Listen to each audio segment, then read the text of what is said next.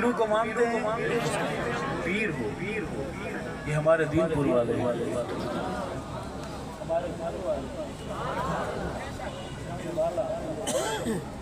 झंग वाला, झंग पीर हो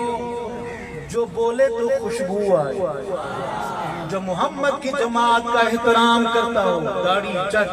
मुंह से बदबूदार भौंकने वाले लफ्ज निकले वो गदी नशीन। आज करूंगा सम पीर दसाया है, मुर्शिद ने दसाया, मुर्शिद ने दसाया है, मुर्शिद ने दसाया है, सैयद ने दसाया है।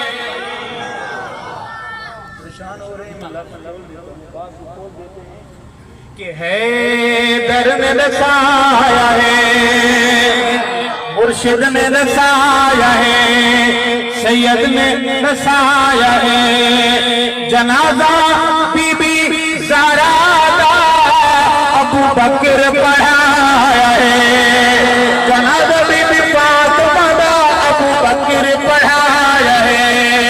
शमशीर दसाया